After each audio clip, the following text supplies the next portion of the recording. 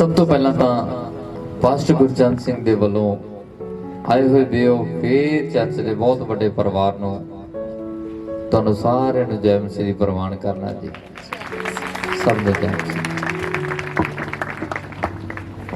अज असीं गल करांगे खास कि बहुत भैन भरा ने जिहड़े कहंदे ने प्रभु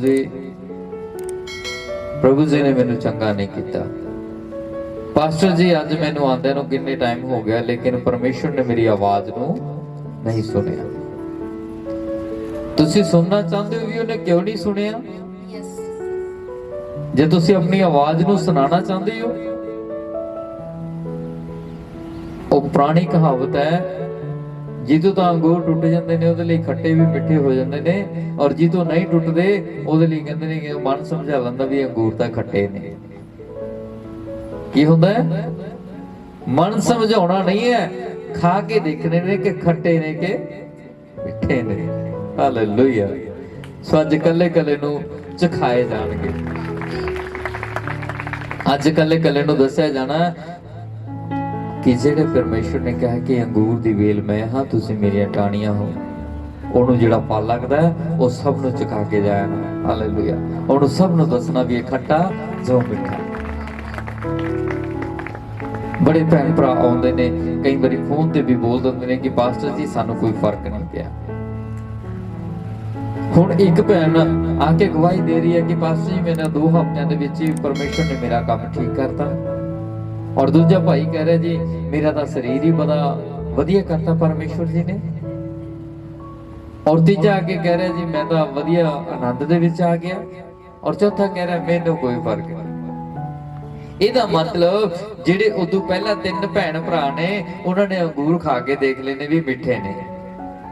ਜੇ ਆ ਕੁਝ ਕਰਾਂਗੇ ਤਾਂ ਸਾਡੇ ਲਈ ਉਹ ਕੁਝ ਹੋ ਜਾਏਗਾ, ਜੇ ਨਹੀਂ ਕਰਾਂਗੇ ਤਾਂ ਨਹੀਂ ਹੋਏਗਾ।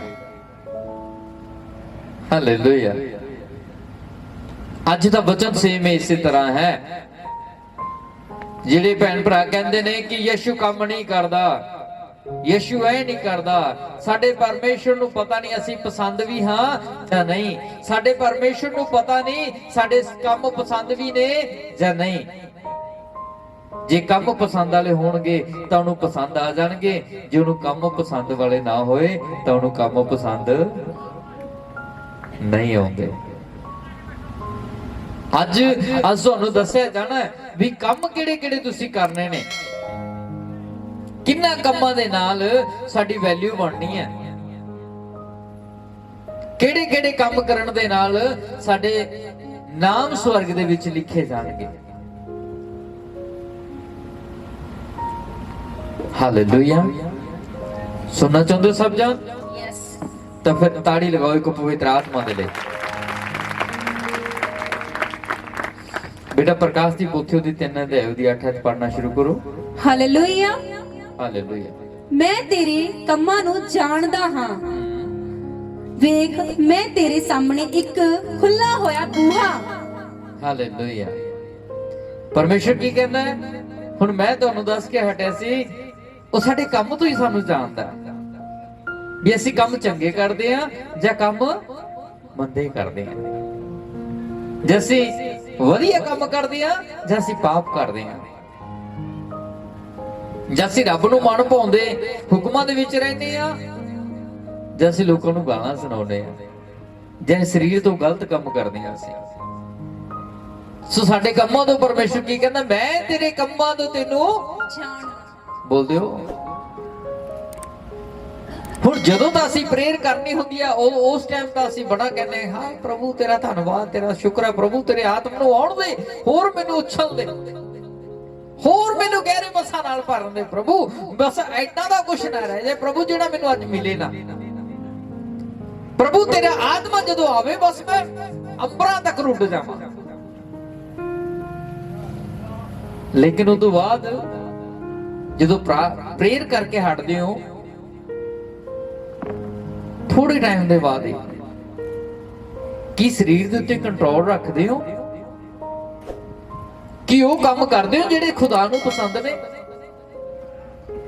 ਕਿ ਉਹ ਕੰਮ ਕਰਦੇ ਅਸੀਂ ਜਿਹੜੇ ਸਾਡੇ ਪਰਮੇਸ਼ਰ ਨੂੰ ਪਸੰਦ ਨੇ। ਬੋਲੋ ਜਦੋਂ ਤਾਂ ਪ੍ਰੇਰ 'ਚ ਬੈਠ ਜਾਂਦੇ ਅਸੀਂ 24 ਘੰਟਿਆਂ ਦੇ ਵਿੱਚੋਂ ਬੜੀ ਮੁਸ਼ਕਲ ਦੇ ਨਾਲ 1 ਘੰਟਾ ਜਾਂ ਅੱਧਾ ਘੰਟਾ ਬੈਠਾਂਗੇ, ਉਹਦੇ ਵਿੱਚ ਅਸੀਂ ਬੜੇ ਤ੍ਰਿਪਤ ਹੋ ਜਾਂਦੇ ਆ, ਬੜੇ ਆਨੰਦ ਨਾਲ ਭਰ ਜਾਂਦੇ ਆ। ਅਸੀਂ ਕਹਿੰਦੇ ਆ ਪ੍ਰਭੂ ਵਾਹ ਤੂੰ ਤਾਂ ਮੇਰੇ ਸਾਹਮਣੇ ਖੜੇ, ਤੂੰ ਤਾਂ ਮੇਰੀ ਆਵਾਜ਼ ਨੂੰ ਸੁਣਦਾ। ਉਹ ਤਾਂ ਆਵਾਜ਼ ਨੂੰ ਸੁਣਦਾ। ਉਹ ਜਦੋਂ ਪਾਪ ਕਰਦੇ ਆ ਫੇਰ ਨਹੀਂ ਪਤਾ ਕਿ ਉਹ ਸਾਨੂੰ ਦੇਖ ਵੀ ਰਿਹਾ।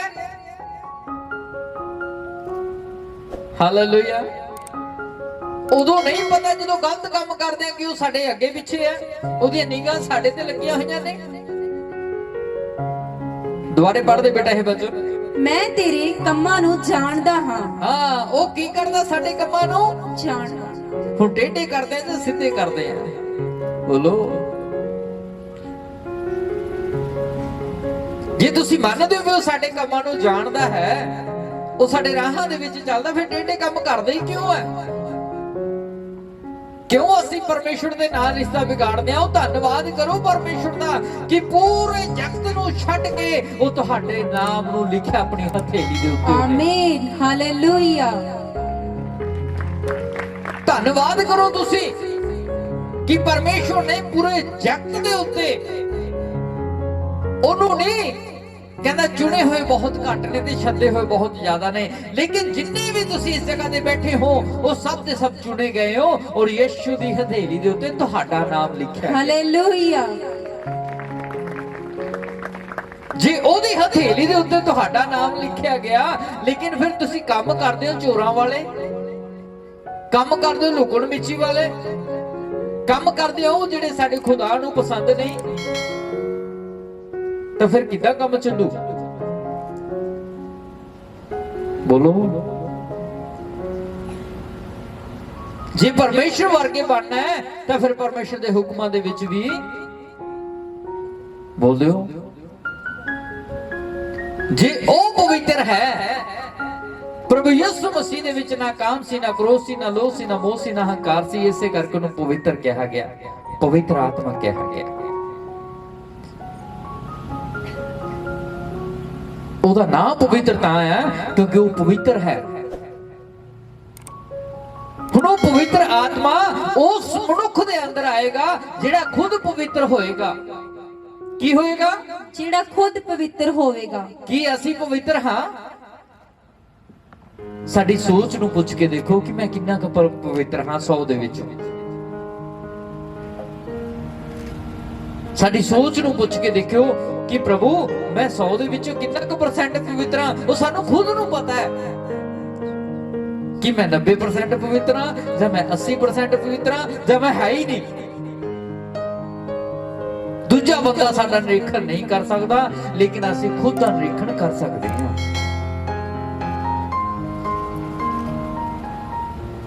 ਯਿਸੂ ਮਸੀਹ ਦੇ ਕੋਲ ਉਹ ਲੋਕ ਆ ਕੇ ਕਹਿ ਕੇ ਗਏ ਨੇ ਕਿ ਮੈਂ ਠੀਕ ਨਹੀਂ ਹੋਇਆ, ਜਿਨ੍ਹਾਂ ਨੇ ਆਪਣੇ ਦਿਲ ਦੇ ਵਿੱਚੋਂ ਪਾਪ ਨਹੀਂ ਕੱਢਿਆ, ਕੜਵਾਹਟ ਨਹੀਂ ਕੱਢੀ, ਨਫ਼ਰਤ ਨਹੀਂ ਕੱਢੀ।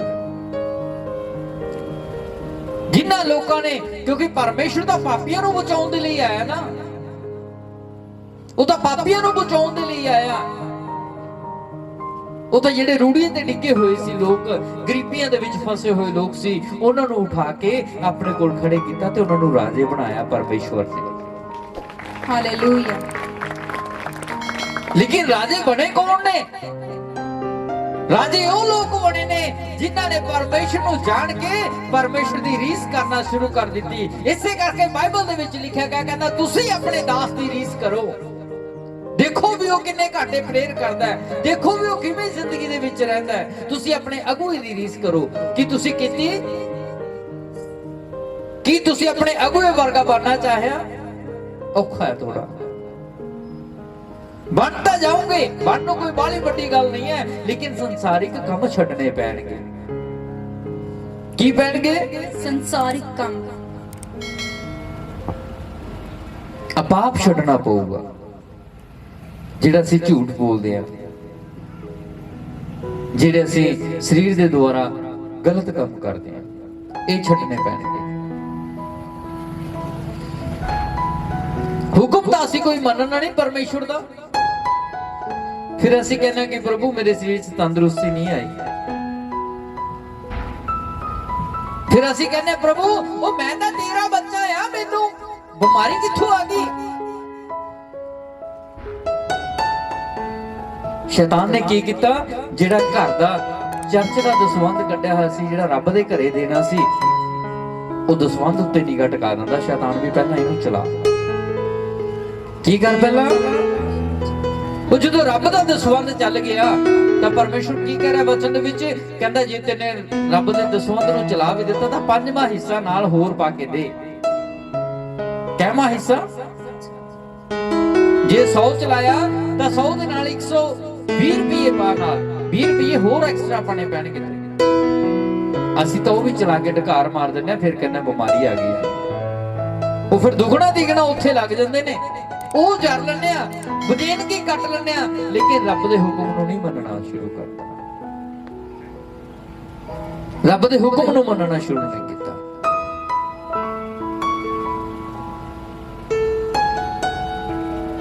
ਪਾਪ ਕਰਨ ਸਮੇਂ ਸਾਨੂੰ ਲੱਗਦਾ ਹੈ ਕਿ ਸਾਨੂੰ ਕੋਈ ਨਹੀਂ ਦੇਖਦਾ, ਲੇਕਿਨ ਜਦੋਂ ਪਾਪ ਹੋ ਜਾਂਦਾ ਪਛਤਾਵਾ ਬਹੁਤ ਹੁੰਦਾ ਹੈ। ਜਦੋਂ ਪਾਪ ਹੋ ਜਾਂਦਾ ਤਾਂ ਅੱਖਾਂ ਚੋਂ ਪਾਣੀ ਨਹੀਂ ਸੁੱਕਦਾ, ਦਿਲ ਚੋਂ ਗੱਲ ਨਹੀਂ ਜਾਂਦੀ ਜਿਹੜੀ ਇੱਕ ਵਾਰੀ ਨਰਕ ਪਾ ਜਾਂਦੀ ਹੈ। ਅਸੀਂ ਕਹਿੰਦੇ ਕਿ ਸਾਨੂੰ ਕੋਈ ਦੇਖਦਾ ਨਹੀਂ।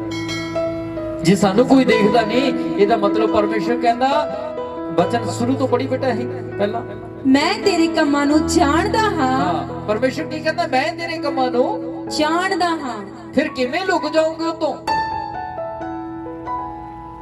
ਤੁਹਾਨੂੰ ਕੀ ਲੱਗਦਾ ਕਿ ਉਹ ਤੁਹਾਨੂੰ ਦੇਖਦਾ ਨਹੀਂ? ਕਿੱਥੇ ਜਾਂਦੇ ਹੋ ਤੁਸੀਂ? ਕੀ ਕਰਦੇ ਹੋ ਤੁਸੀਂ? ਗਲਤ ਕੰਮ ਕਰਦੇ ਹੋ ਜਾਂ ਸਹੀ ਕਰਦੇ ਹੋ? ਤੁਹਾਡੀ ਜ਼ਿੰਦਗੀ 'ਚ ਇੰਨਾ ਡਰ ਹੋਣਾ ਚਾਹੀਦਾ ਹੈ ਕਿ ਜੇ ਮੇਰੀਆਂ ਅੱਖਾਂ ਨੇ ਗਲਤ ਦੇਖ ਲਿਆ ਤਾਂ ਮੇਰੇ ਪਰਮੇਸ਼ਰ ਨੂੰ ਪਸੰਦ ਨਹੀਂ ਆਉਣਾ, ਉਹਨੇ ਮੇਰੇ ਨਾਲ ਨਾਤਾ ਤੋੜ ਦੇਣਾ। ਜੇ ਇਸ ਜ਼ੁਬਾਨ 'ਚੋਂ ਮੈਂ ਗਲਤ ਬੋਲ ਬੈਠਿਆ ਤਾਂ ਮੇਰੇ ਪਸੰਦ ਨਹੀਂ ਆਉਣਾ ਮੇਰੇ ਪਰਮੇਸ਼ਰ ਨੂੰ, ਉਹਨੇ ਮੇਰੇ ਨਾਲ ਨਾਤਾ ਤੋੜ ਦੇਣਾ।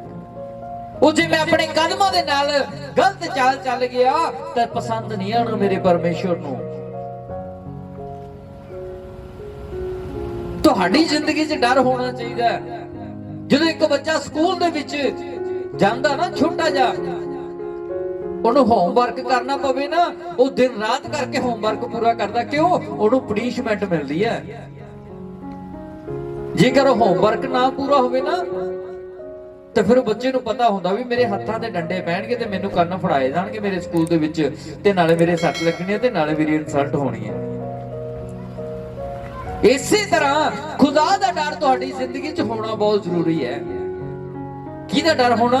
ਖੁਦਾ ਦਾ, ਪਰਮੇਸ਼ਵਰ ਦਾ ਡਰ ਤੁਹਾਡੇ ਜੀਵਨਾਂ ਦੇ ਵਿੱਚ ਹੋਣਾ ਬਹੁਤ। ਕੀ ਸਾਡੀ ਜ਼ਿੰਦਗੀ 'ਚ ਪਰਮੇਸ਼ਵਰ ਦਾ ਡਰ ਹੈ? ਬੋਲੋ। ਕੀ ਅਸੀਂ ਚੱਲਦੇ ਹਾਂ ਪਰਮੇਸ਼ਵਰ ਦੇ ਭੈ ਦੇ ਨੀਚੇ? ਕੀ ਅਸੀਂ ਜੋ ਪਰਮੇਸ਼ਵਰ ਦਾ ਹਿੱਸਾ ਬਣਦਾ ਉਹਨੂੰ ਦਿੰਨੇ ਆ? ਜੋ ਪਰਮੇਸ਼ਰ ਨੇ ਦਸਵੰਧ ਕਿਹਾ ਗਿਆ ਕਿ 24 ਘੰਟਿਆਂ ਦੇ ਵਿੱਚੋਂ 2.5 ਘੰਟੇ ਪ੍ਰਾਰਥਨਾ ਕਰਨੀ ਹੈ, ਕੀ ਕਰਦੇ ਆ ਅਸੀਂ? ਬੋਲੋ। ਪਹਿਲਾ ਹੁਕਮ ਹੈ ਪੂਰਾ ਨਹੀਂ। ਫਿਰ ਫਾਸਟਿੰਗ ਕਰਦੇ ਹੋ? ਉਹ ਵੀ ਨਹੀਂ ਕਰਦੇ। ਦਸਵੰਧ ਕੱਢਦੇ ਹੋ? ਉਹ ਵੀ ਨਹੀਂ ਕੱਢਿਆ। ਝੂਠ ਬੋਲਣਾ ਬੰਦ ਕਰ ਦਿੱਤਾ? ਨਹੀਂ। ਆ ਝੂਠਾਂ ਦੀ ਪੰਡ ਸਾਡੇ ਨਾਲ, ਇਸ ਕਰਕੇ ਨਹੀਂ ਬੰਦ ਹੁੰਦੇ ਝੂਠ ਬੋਲਦੇ। ਕੋਈ ਪੁੱਛਦਾ ਕਿੱਥੇ ਹੈ? ਖੜੇ ਹੁੰਨੇ ਚਰਚ ਦੇ ਵਿੱਚ ਤੇ ਕਹਿੰਦੇ ਮੈਂ ਤਾਂ ਹਜੇ ਡਾਕਟਰ ਕੋਲ ਗਿਆ ਸੀ ਦਵਾਈ ਲੈਣ। ਅੰਗੀਕਾਰ ਕਰ ਲਿਆ ਵੀ ਤੂੰ ਡਾਕਟਰ ਕੋਲ ਦਵਾਈ ਲੈਣ ਹੀ ਜਾਣਾ ਹੀ ਪਊਗਾ ਤੈਨੂੰ। ਪਰਮੇਸ਼ਰ ਕਹਿੰਦਾ ਜੋ ਤੁਸੀਂ ਬੋਲੋਗੇ, ਜੋ ਬੀਜੋਗੇ ਉਹੀ ਵੱਢੋਗੇ। ਚੰਗਾ ਬੀਜੋਗੇ ਤਾਂ ਚੰਗਾ ਵੱਢ ਲਓਗੇ, ਤੇ ਮੰਦਾ ਬੀਜੋਗੇ, ਬੋਲੋ, ਡਿਪੈਂਡ ਤੁਹਾਡੇ ਉੱਤੇ ਕਰਦਾ ਹੈ ਕਿ ਤੁਸੀਂ ਕਿੱਦਾਂ ਦਾ ਬੀਜਣਾ ਪਸੰਦ ਕਰਦੇ ਹੋ। ਚੰਗਾ ਬੀਜ ਬੀਜਣਾ ਜਾਂ ਫਸਲਬਾੜੀ ਤੁਹਾਡੇ ਸਭ ਦੇ ਕੋਲ ਹੈ। ਫਿਰ ਅਸੀਂ ਸਿੱਧਾ ਪਾਸਟਰ ਤੇ ਉਂਗਲੀਆਂ ਉਠਾਉਂਦੇ ਆ ਕਿ ਪਾਸਟਰ ਜੀ ਸਾਡੇ ਲਈ ਪਤਾ ਨਹੀਂ ਪ੍ਰੇਅਰ ਨਹੀਂ ਕਰਦੇ ਤੁਸੀਂ, ਲੇਕਿਨ ਸਾਨੂੰ ਆਪਣੇ ਗੁਨਾਹ ਨਜ਼ਰ ਨਹੀਂ ਆਉਂਦੇ ਕਿ ਪਾਸਟਰ ਜੀ ਤਾਂ ਸਾਡੇ ਲਈ ਪ੍ਰਾਰਥਨਾ ਕਰਦੇ ਨੇ। ਟੀਚਰ ਤਾਂ ਸਭ ਨੂੰ ਇੱਕ ਬਰਾਬਰ ਪੜਾਉਂਦਾ ਹੈ। ਕੁਝ ਬੱਚੇ ਉਹ ਹੁੰਦੇ ਨੇ ਜਿਹੜੇ ਫਸਟ ਆ ਜਾਂਦੇ ਨੇ, ਤੇ ਕੁਝ ਬੱਚੇ ਉਹ ਹੁੰਦੇ ਨੇ ਜਿਹੜੇ ਪਾਸ ਹੋ ਜਾਂਦੇ ਨੇ, ਕੁਝ ਬੱਚੇ ਉਹ ਹੋ ਜਾਂਦੇ ਨੇ ਜਿਹੜੇ ਫੇਲ ਹੋ ਜਾਂਦੇ ਨੇ। ਤੁਸੀਂ ਦੇਖੋ ਵੀ ਤੁਸੀਂ ਕੀ ਆਉਣਾ ਹੈ, ਫਸਟ ਆਉਣਾ, ਪਾਸ ਹੋਣਾ ਜਾਂ ਫੇਲ ਹੋਣਾ ਹੈ। ਫਸਟ ਆਉਣ ਵਾਲੇ ਵੀ ਤੁਹਾਡੇ ਵਿੱਚ ਹੀ ਬੈਠੇ ਨੇ, ਤੇ ਪਾਸ ਹੋਣ ਵਾਲੇ ਵੀ ਤੇ ਫੇਲ ਹੋਣ ਵਾਲੇ ਵੀ। ਖੁਦਾ ਦਾ ਵਚਨ ਤੇ ਅਸੀਂ ਸਾਰਿਆਂ ਨੂੰ ਸੁਣਾਉਂਦੇ ਆ ਕਿ ਭਾਈ ਏਦਾਂ ਨਹੀਂ, ਏਦਾਂ ਚਲੋ, ਏਦਾਂ ਨਹੀਂ, ਏਦਾਂ ਚਲੋ। ਅੱਗੇ ਵਚਨ ਪੜ੍ਹਦੇ ਬੇਟਾ। ਜਿਹੜਾ ਕਿਸੇ ਤੋਂ ਬੰਦ ਨਹੀਂ ਹੁੰਦਾ ਧਾਰਿਆ ਹੈ, ਹਾਂ, ਇਸ ਲਈ ਜੋ ਤੈਨੂੰ ਕੁਝ ਸਮਰੱਥਾ ਹੈ ਹਾਂ, ਅਤੇ ਤੇ ਮੇਰੇ ਵਚਨ ਦੀ ਪਾਲਣਾ ਕੀਤੀ ਹਾਂ, ਅਤੇ ਮੇਰੇ ਨਾਮ ਤੋਂ ਇਨਕਾਰ ਨਹੀਂ ਕੀਤਾ। ਹਾਂ। ਪਰਮੇਸ਼ਰ ਦਾ ਵਚਨ ਕੀ ਕਹਿੰਦਾ? ਕਹਿੰਦਾ ਦੇਖ, ਮੈਂ ਤੇਰੇ ਕੰਮਾਂ ਨੂੰ ਜਾਣਦਾ ਹਾਂ, ਜਿਹੜੇ ਤੂੰ ਕੰਮ ਕੀਤੇ ਨੇ ਮੈਂ ਤੇਰੇ ਕੰਮਾਂ ਨੂੰ ਕੀ ਕਰਦਾ? ਜਾਣਦਾ ਹਾਂ। ਦੇਖ, ਮੈਂ ਭੁੱਲਿਆ ਨਹੀਂ, ਮੈਨੂੰ ਪਤਾ ਕਿ ਤੂੰ ਮੇਰੇ ਵਚਨ ਨੂੰ ਸਾਂਭ ਕੇ ਰੱਖਿਆ। ਕੀ ਕੀਤਾ? ਤੂੰ ਮੇਰੇ ਵਚਨ ਨੂੰ, ਮੈਂ ਜਾਣਦਾ ਹਾਂ ਕਿ ਤੂੰ ਮੇਰੇ ਵਚਨ ਨੂੰ ਸਾਂਭ ਕੇ ਰੱਖਿਆ, ਉਹਨੂੰ ਤਕੜਾਈ ਦੇ ਨਾਲ ਪਕੜ ਕੇ ਰੱਖਿਆ। ਇਸੇ ਕਰਕੇ ਲਾਸਟ ਵਚਨ ਪੜ੍ਹਦੇ ਬੇਟਾ ਇਸੇ ਦਾ, ਮੈਂ ਛੇਤੀ ਆਉਂਦਾ ਹਾਂ। ਜੋ ਬਸ ਇਸੇ ਕਰਕੇ ਪਰਮੇਸ਼ਰ ਦਾ ਵਚਨ ਕਹਿੰਦਾ ਕਿ ਮੈਂ ਤੇਰੇ ਨਾਲ ਹਾਂ। ਇਹੀ ਲੈ ਸਾਰੀ ਪਹਿਲਾ ਵਚਨ ਸਾਰਾ ਦੁਬਾਰਾ ਪੜ੍ਹ ਦੋ। ਮੈਂ ਤੇਰੇ ਕੰਮਾਂ ਨੂੰ ਜਾਣਦਾ ਹਾਂ, ਹਾਂ, ਵੇਖ ਮੈਂ ਤੇਰੇ ਸਾਹਮਣੇ ਇੱਕ ਖੁੱਲਾ ਹੋਇਆ ਬੂਹਾ। ਪਰਮੇਸ਼ਰ ਕਹਿੰਦਾ ਮੈਂ ਤੇਰੇ ਕੰਮਾਂ ਨੂੰ ਜਾਣਦਾ, ਮੈਂ ਤੇਰੇ ਸਾਹਮਣੇ ਇੱਕ ਖੁੱਲਾ ਜਿਹਾ ਬੂਹਾ ਪਿਆ ਹਾਂ। ਕੀ ਪਿਆ ਹੋ? ਖੁੱਲਾ ਹੈ ਬੂਹਾ। ਆ ਕੀ ਹੈ? ਕਿਤਾਬ ਖੁੱਲੀ ਹੈ। ਜਿਹਦੇ ਵਿੱਚ ਲਿਖਿਆ ਤਾਂ ਮੈਨੂੰ ਪਤਾ ਲੱਗ ਰਿਹਾ ਨਾ ਵੀ ਕੀ ਲਿਖਿਆ। ਜੇਕਰ ਇਹ ਬੰਦ ਹੋ ਜੇ ਮੈਨੂੰ ਪਤਾ ਲੱਗੇਗਾ ਵੀ ਇਹਦੇ ਵਿੱਚ ਕੀ ਹੈ। ਬੋਲੋ। ਇਸ ਕਰਕੇ ਪਰਮੇਸ਼ਰ ਕਹਿੰਦਾ ਤੁਸੀਂ ਮੇਰੇ ਸਾਹਮਣੇ ਇੱਕ ਖੁੱਲੀ ਕਿਤਾਬ ਜਿਹੇ ਹੋ, ਖੁੱਲਿਆ ਹੋਇਆ ਬੂਹਾ ਹੋ। ਤੁਹਾਨੂੰ ਮੈਂ ਦੇਖ ਸਕਦਾ ਤੁਸੀਂ ਕਿੱਥੇ ਜਾਂਦੇ ਹੋ ਤੇ ਕੀ ਕਰਦੇ ਹੋ। ਜੇ ਅੱਜ ਅਸੀਂ ਪ੍ਰਭੂ ਨੂੰ ਕਬੂਲ ਕਰਦੇ ਆ, ਯਿਸੂ ਮਸੀਹ ਨੂੰ ਕਬੂਲ ਕਰਦੇ ਆ ਕਿ ਲੈ ਪਰਮੇਸ਼ਵਰ, ਮੈਂ ਆਪਣਾ ਜੀਵਨ ਯਿਸੂ ਨਾਸਰੀ ਦੇ ਨਾਮ 'ਚ ਤੇਰੇ ਕਦਮਾਂ ਦੇ ਵਿੱਚ ਲੈ ਕੇ ਆਉਣਾ, ਤੂੰ ਇਹਨੂੰ ਫਲਵੰਤ ਕਰ। ਤੁਸੀਂ ਦੇਖਿਓ ਜੇ ਹਫਤੇ ਵਿੱਚ ਤੁਹਾਡੇ ਚਿਹਰੇ ਤੇ ਰੰਗਤ ਨਾ ਆ ਗਈ, ਫੇਰ ਗੱਲ ਕਰਿਓ। ਹਾਲੇਲੂਇਆ। ਅੱਜ ਬਹੁਤ ਭੈਣ ਭਰਾ ਨੇ ਜਿਹੜੇ ਕਹਿੰਦੇ ਨੇ ਜੀ ਸਾਡੇ ਕੰਮ ਨਹੀਂ ਹੋਏ, ਸਾਡਾ ਇਹ ਨਹੀਂ ਹੋਇਆ, ਸਾਡਾ ਫਲਾਨਾ ਨਹੀਂ ਹੋਇਆ। ਉਹ ਤੁਸੀਂ ਦੇਖੋ, ਆਪਣੇ ਦਿਲ 'ਚੋਂ ਨਫ਼ਰਤ ਕੱਢ ਕੇ ਦੇਖੋ।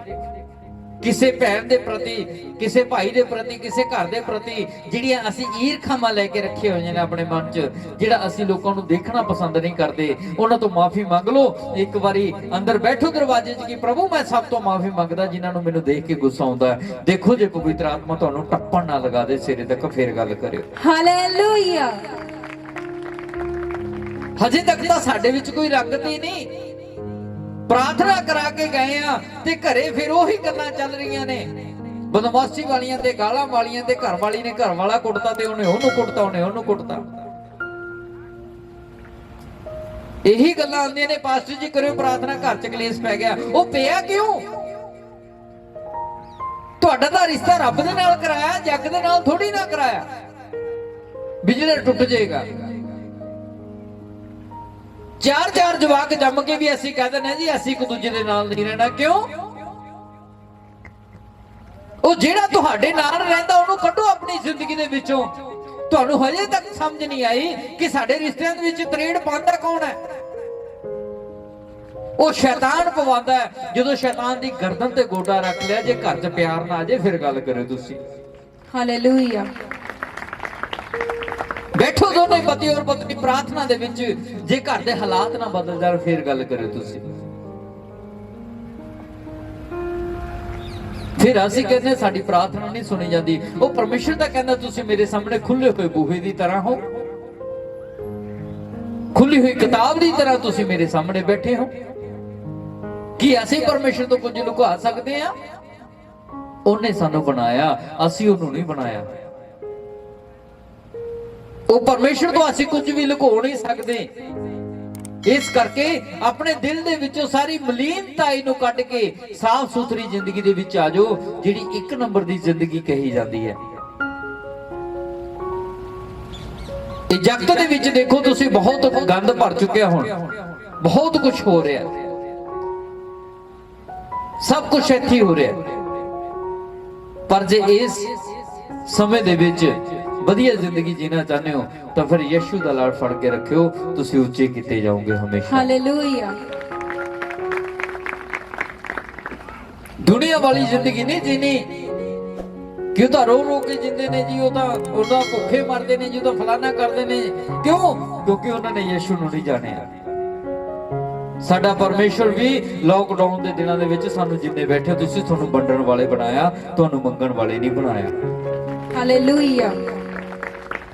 ਜਿੰਨੇ ਵੀ ਚਰਚ ਇੱਥੇ ਇਸ ਜਗ੍ਹਾ ਤੇ ਬੈਠੀ ਹੈ, ਵਿਰਾਜਮਾਨ ਹੋਈ, ਕੋਈ ਇੱਕ ਵੀ ਬੰਦਾ ਕਹਿ ਦੇ ਕਿ ਹਾਂ ਮੈਨੇ ਲੋਕਡਾਊਨ ਦੇ ਵਿੱਚ ਮੰਗ ਕੇ ਖਾਧਾ ਤੋਂ। ਔਰ ਜਿੰਨੇ ਵੀ ਤੁਸੀਂ ਬੈਠੇ ਹੋ, ਔਰ ਤੁਹਾਡੇ ਵਿੱਚ ਵੀ ਹੁਣੇ ਹੱਥ ਖੜੇ ਹੋ ਜਾਣਗੇ ਜੇ ਮੈਂ ਕਹਦਾ ਕਿ ਕਿਹਦੀ ਤੁਸੀਂ ਮਦਦ ਕੀਤੀ ਹੈ, ਤੁਸੀਂ ਆਪੇ ਕਹਿ ਦੋਗੇ ਜੀ ਮੈਂ ਫਲਾਣੇ ਪਰਿਵਾਰ ਦੀ ਕੀਤੀ ਹੈ, ਮੈਂ ਢਮਕਾਣੇ ਦੀ ਕੀਤੀ। ਕਿਉਂ? ਸਾਡਾ ਰਾਜ ਆ ਸਾਨੂੰ ਮੰਗਣ ਵਾਲੇ ਨਹੀਂ, ਸਾਨੂੰ ਵੰਡਣ ਵਾਲੇ ਬਣਾਉਂਦਾ ਹੈ। ਹਾਲੇਲੂਇਆ। ਉਹ ਵੰਡਣ ਵਾਲੇ ਬਣਦੇ ਨੇ ਜਿਨ੍ਹਾਂ ਦੇ ਰਿਲੇਸ਼ਨ ਪਰਮੇਸ਼ਵਰ ਦੇ ਨਾਲ ਸਿੱਧੇ ਹੁੰਦੇ ਨੇ। ਕਿਹਦੇ ਨਾਲ? ਪਰਮੇਸ਼ਵਰ ਦੇ ਨਾਲ। ਹੁਣ ਪਰਮੇਸ਼ਵਰ ਨੂੰ ਅਸੀਂ ਦੋਸ਼ ਲਗਾਉਂਦੇ ਆ, ਮੇਰਾ ਆਹ ਕੰਮ ਤਾਂ ਹੋਇਆ ਨਹੀਂ, ਮੈਂ ਤਾਂ ਜਾਂਦਾ ਨਹੀਂ ਚਰਚ ਦੇ ਵਿੱਚ, ਮੇਰਾ ਆਹ ਤਾਂ ਕੰਮ ਹੋਇਆ ਨਹੀਂ। ਕਿਉਂ? ਤੂੰ ਕੰਮ ਕਰਾਉਣ ਦੇ ਲਈ ਚਰਚ ਦੇ ਵਿੱਚ ਆਇਆ? ਇਹਦਾ ਮਤਲਬ ਤੇਰਾ ਕੰਮ ਸਵਰਗ ਤੋਂ ਵੱਡਾ ਹੋ ਗਿਆ। ਸਵਰਗ ਜਾਣ ਨਾਲੋਂ ਤੇਰਾ ਧਰਤੀ ਦੇ ਉੱਤੇ ਜਿਹੜਾ ਕੰਮ ਹੈ ਉਹ ਵੱਡਾ ਹੈ, ਸਵਰਗ ਬਹੁਤ ਛੋਟਾ ਹੈ। ਕਿੱਦਾਂ ਦੀ ਸੋਚ ਲੈ ਕੇ ਘੁੰਮਦੇ ਆ ਅਸੀਂ? ਇੱਕ ਪਰਮੇਸ਼ਰ ਤਾਂ ਕਹਿ ਰਿਹਾ ਕਿ ਜਦੋਂ ਤੇਰਾ ਰਿਸ਼ਤਾ ਮੇਰੇ ਨਾਲ ਸਿੱਧਾ ਹੋ ਗਿਆ, ਮੈਂ ਤੈਨੂੰ ਸਵਰਗ ਦੇ ਵਿੱਚ ਖੜਾ ਕਰ ਦੇਵਾਂਗਾ। ਔਰ ਅਸੀਂ ਧਰਤੀ ਦੇ ਉੱਤੇ ਹਜੇ ਤਾਂ ਮੈਨੂੰ ਮੋਟਰਸਾਈਕਲ ਨਹੀਂ ਮਿਲਿਆ, ਹਜੇ ਤਾਂ ਮੇਰਾ ਘਰ ਨਹੀਂ ਪਿਆ, ਹਜੇ ਤਾਂ ਮੇਰੇ ਕੋਲ ਬੱਚਾ ਨਹੀਂ ਹੋਇਆ, ਹਜੇ ਤਾਂ ਮੇਰੇ ਕੋਲ ਇਹ ਨਹੀਂ ਹੋਇਆ, ਮੈਂ ਨਹੀਂ ਮੰਨਦਾ ਯਿਸੂ ਨੂੰ। ਉਹ ਜੇ ਨਹੀਂ ਮੰਨੇਗਾ ਫਿਰ ਉਹਦਾ ਕੀ ਨੁਕਸਾਨ ਹੈ? ਨੁਕਸਾਨ ਤਾਂ ਸਾਡਾ ਹੀ ਹੋਣਾ ਨਾ। ਉਹ ਸਿਆਣੇ ਕਹਿੰਦੇ ਜਾਂ ਤਾਂ ਸੂਰੀ ਖਰਬੂਜੇ ਉੱਤੇ ਡਿੱਗ ਜੇ ਜਾਂ ਖਰਬੂਜਾ ਸੂਰੀ ਤੇ ਡਿੱਗ ਜੇ, ਨੁਕਸਾਨ ਕਿਸ ਦਾ ਹੋਣਾ ਹੈ? ਬੋਲੋ, ਕਟੇਗਾ ਕੌਣ? ਫਿਰ ਅਸੀਂ ਤਾਂ ਖਰਬੂਜੇ ਆ, ਉਹ ਤਾਂ ਛੁਰੀ ਹੈ।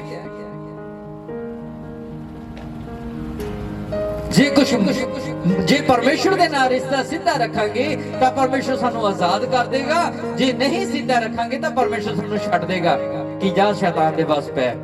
ਜਦੋਂ ਤੜਫ ਗਿਆ, ਜਦੋਂ ਲੀਕਾਂ ਨਿਕਲ ਗਿਆ, ਫਿਰ ਆਪੇ ਆਏਗਾ ਮੇਰੇ ਕੋਲ ਦੱਸਦਾ।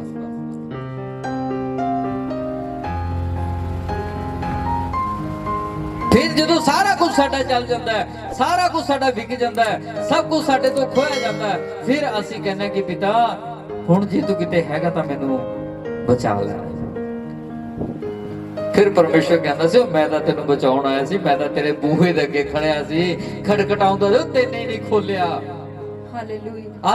ਅੱਜ ਤੂੰ ਖੋਲ ਦਿੱਤਾ, ਮੈਂ ਤੇਰੇ ਲਵੇ ਆ ਗਿਆ, ਮੈਂ ਹੁਣ ਤੈਨੂੰ ਗੱਲ ਨਾਲ ਲਾਉਣਾ। ਹਾਲੇਲੂਇਆ। ਹਾਲੇਲੂਇਆ। ਜਿਹੜੇ ਯਿਸੂ ਦਾ ਇਨਕਾਰ ਨਹੀਂ ਕਰਦੇ ਨਾ, ਉਹ ਯਿਸੂ ਨੂੰ ਪਿਆਰ ਬਹੁਤ ਕਰਦੇ ਨੇ। ਯਿਸੂ ਉਹਨਾਂ ਨੂੰ ਪਿਆਰ ਕਰਦਾ।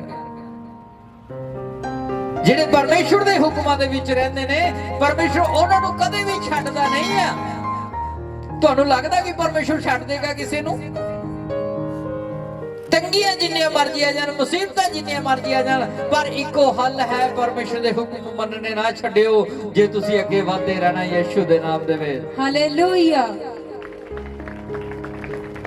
ਗਰਦਨ ਕੱਟਦੀ ਹੈ ਤਾਂ ਕੱਟ ਜੇ, ਪਰ ਹੁਕਮ ਕੈਂਸਲ ਨਾ ਹੋ ਜਾਏ। ਜੋ ਰੱਬ ਨੇ ਕਿਹਾ ਉਹ ਤਾਂ ਕਰਨਾ ਹੀ ਕਰਨਾ ਹੈ। ਸਦਰਕ ਮੇਸ਼ਕ ਤੇ ਅਬਦਨਗੋ ਨੂੰ ਕੀ ਕਿਹਾ ਸੀ ਰਾਜੇ ਨੇ? ਕਹਿੰਦਾ ਰਾਜੇ ਨੇ ਜਿਹੜੀ ਮੂਰਤ ਬਣਾਈ ਸੀ, ਮੇਰੀ ਮੂਰਤੀ ਦੇ ਮੱਥਾ ਟੇਕ ਦਿਓ, ਲੇਕਿਨ ਉਹਨਾਂ ਨੇ ਨਹੀਂ ਟੇਕਿਆ। ਉਹ ਕਹਿੰਦੇ ਰਾਜਾ ਸਾਡੇ ਪਰਮੇਸ਼ਰ ਦੇ ਸਨਮੁਖੇ ਪਾਪ ਹੈ, ਅਸੀਂ ਪਾਪ ਨਹੀਂ ਕਰਦੇ। ਉਹ ਰਾਜੇ ਨੇ ਫਿਰ ਉਹਨਾਂ ਨੂੰ ਮੈਸੇਜ ਦਿੱਤਾ ਵੀ ਜੇ ਨਹੀਂ ਝੁਕੋਗੇ ਤਾਂ ਤੁਹਾਨੂੰ ਮਾਰ ਦਿੱਤਾ ਜਾਏਗਾ। ਉਹ ਡਰੇ ਨਹੀਂ। ਉਹ ਕਹਿੰਦੇ ਰਾਜਾ ਸਾਨੂੰ ਮਰਨਾ ਮਨਜ਼ੂਰ ਹੈ, ਪਰ ਅਸੀਂ ਝੁਕ ਨਹੀਂ ਸਕਦੇ। ਕਿਉਂ? ਅਸੀਂ ਖੁਦਾ ਦੀ ਸੱਚਾਈ ਨੂੰ ਜਾਣ ਗਏ ਆ। ਹਾਲੇਲੂਇਆ। ਹਾਲੇਲੂਇਆ। ਕਿਹਦੀ ਸੱਚਾਈ ਨੂੰ ਜਾਣ ਗਏ ਆ? ਖੁਦਾ ਦੀ ਸੱਚਾਈ ਨੂੰ ਜਾਣ ਗਏ ਆ ਅਸੀਂ ਰਾਜਾ। ਹੁਣ ਨਹੀਂ ਝੁਕ ਸਕਦੇ। ਤਾਂ ਰਾਜੇ ਨੇ ਕੀ ਕਿਹਾ? ਕਹਿੰਦਾ ਨਹੀਂ ਝੁਕਣਾ। ਉਹਨਾਂ ਨੇ ਕਿਹਾ ਨਹੀਂ ਝੁਕਣਾ, ਇਹ ਸਾਡੇ ਪਰਮੇਸ਼ਰ ਦੇ ਖਿਲਾਫ ਹੈ। ਤਾਂ ਫਿਰ ਰਾਜੇ ਨੇ ਕਿਹਾ ਇਹਨਾਂ ਤਿੰਨਾਂ ਨੂੰ ਬੰਨ ਲਓ। ਇੱਕ ਥੰਮ ਦੇ ਨਾਲ ਬੰਨ ਦਿੱਤਾ ਗਿਆ, ਆਲੇ ਦਾਲੇ ਲੱਕੜਾਂ ਚਿਣ ਦਿੱਤੀਆਂ ਗਈਆਂ, ਤੇਲ ਪਾ ਦਿੱਤਾ ਗਿਆ ਤੇ ਅੱਗ ਲਗਾ ਦਿੱਤੀ ਗਈ। ਔਰ ਜਦੋਂ ਅੱਗ ਲਗਾ ਦਿੱਤੀ ਗਈ, ਲੋਕ ਦੇਖ ਰਹੇ ਨੇ ਵੀ ਇਹਨਾਂ ਦੀਆਂ ਚੀਕਾਂ ਤਾਂ ਨਿਕਲ ਨਹੀਂ ਰਹੀਆਂ, ਇਹਨਾਂ ਦੀ ਆਵਾਜ਼ ਤਾਂ ਨਿਕਲ ਨਹੀਂ ਰਹੀ। ਜਦੋਂ ਉਹ ਅੱਗ ਦੇ ਵਿੱਚ ਵੀ ਹੱਸਣ ਲੱਗ ਰਹੇ ਨੇ ਇੱਕ ਦੂਜੇ ਦੇ ਸਾਹਮਣੇ, ਤਾਂ ਰਾਜੇ ਨੂੰ ਸ਼ੱਕ ਹੋ ਜਾਂਦਾ, ਕਹਿੰਦਾ ਜਾ ਕੇ ਦੇਖੋ ਕਿਤੇ ਅੱਗ ਨਕਲੀ ਤਾਂ ਨਹੀਂ। ਉਹ ਸਾਡਾ ਪਰਮੇਸ਼ਰ ਇੱਥੇ ਤੱਕ ਵੀ ਕਹਾ ਦਿੰਦਾ ਵੀ ਅੱਗ ਨਕਲੀ ਤਾਂ ਨਹੀਂ। ਉਹ ਜਦੋਂ ਉਹਨੇ ਜਾ ਕੇ ਇੱਕ ਵਜ਼ੀਰ ਨੇ ਹੱਥ ਲਗਾਇਆ ਤਾਂ ਉਹਦਾ ਹੱਥ ਮੁੱਕ ਗਿਆ, ਕਹਿੰਦਾ ਨਹੀਂ ਰਾਜਾ ਮੇਰਾ ਤਾਂ ਹੱਥ ਸੜ ਗਿਆ, ਪਤਾ ਨਹੀਂ ਇਹ ਬਚ ਕਿਉਂ ਨਹੀਂ ਰਹੇ। ਉਹ ਜਦੋਂ ਦੇਖਦੇ ਨੇ ਤਾਂ ਇੱਕ ਚੌਥਾ ਮਨੁੱਖ ਹੋਰ ਖੜਿਆ ਹੁੰਦਾ ਉਸ ਜਗ੍ਹਾ ਤੇ, ਜਿਹਦਾ ਨਾਮ ਪਰਮੇਸ਼ਵਰ। ਹਾਲੇਲੂਇਆ। ਜੇਕਰ ਉਹ ਇਨਕਾਰ ਕਰ ਦਿੰਦੇ ਪਰਮੇਸ਼ਵਰ ਦਾ ਫਿਰ ਕਿ ਹਾਂ ਰਾਜਾ ਅਸੀਂ ਤੇਰੀ ਮੂਰਤ ਨੂੰ ਮੱਥਾ ਟੇਕਣ ਦੇ ਲਈ ਤਿਆਰ ਹਾਂ, ਫਿਰ ਰੱਬ ਦੇ ਨਾਲ ਅੱਗ ਦੇ ਵਿੱਚ ਖੜ ਜਾਂਦਾ। ਬੋਲੋ। ਇਸੇ ਤਰ੍ਹਾਂ ਅੱਜ ਮੇਰੇ ਭੈਣ ਭਰਾ ਭੱਜ ਜਾਂਦੇ ਨੇ, ਕਿੱਥੇ ਚੱਲੇ ਹੋ? ਬਸ ਆ ਸਮਾਣੇ ਤੱਕ ਜਾ ਕੇ ਆਉਂਦੇ ਆ, ਉਹਨੇ ਜੇ ਬੁਲਾਇਆ ਸੀ ਸਾਨੂੰ ਸਮਾਣੇ ਕੋਈ ਰਿਸ਼ਤੇਦਾਰ, ਉੱਥੇ ਜਾ ਕੇ ਆਉਂਦੇ ਆ। ਦੱਸਿਆ ਨਹੀਂ ਵੀ ਚਰਚ ਜਾ ਕੇ ਆਉਂਦੇ ਆ, ਦੱਸਿਆ ਨਹੀਂ ਵੀ ਅਸੀਂ ਰੇਤਗੜ੍ਹ ਚਰਚ ਦੇ ਵਿੱਚ ਜਾਂਦੇ ਆ। ਕੀ ਫਿਰ ਪਰਮੇਸ਼ਰ ਖੁਸ਼ ਹੋ ਜਾਏਗਾ ਇਹ ਕੰਮ ਦੇ ਨਾਲ? ਬੋਲੋ। ਉਹ ਜਦੋਂ ਤੁਹਾਨੂੰ ਕੋਈ ਪੁੱਛੇ ਤਾਂ ਤੁਹਾਨੂੰ ਫਕਰ ਹੋਣਾ ਚਾਹੀਦਾ ਕਿ ਹਾਂ ਮੈਂ ਰੇਤਗੜ੍ਹ ਚਰਚ ਦੇ ਨਾਲ ਜੁੜਿਆ। ਜੇ ਤੈਨੇ ਵੀ ਚੱਲਣਾ ਤੂੰ ਵੀ ਚੱਲ, ਉੱਥੇ ਗੁੰਗੇ ਬੋਲਦੇ ਨੇ ਤੇ ਅੰਨੇ ਦੇਖਦੇ ਨੇ ਤੇ ਲੰਗੜੇ ਚੱਲਦੇ ਨੇ, ਉੱਥੇ ਪ੍ਰਾਰਥਨਾ ਕੀਤੀ ਜਾਂਦੀ ਹੈ, ਉੱਥੇ ਪੈਸੇ ਦੀ ਸੇਵਕਾਈ ਨਹੀਂ ਹੈ, ਉੱਥੇ ਲੁੱਟਿਆ ਨਹੀਂ ਜਾਂਦਾ, ਉੱਥੇ ਸੱਚਾਈ ਦੱਸੀ ਜਾਂਦੀ ਹੈ।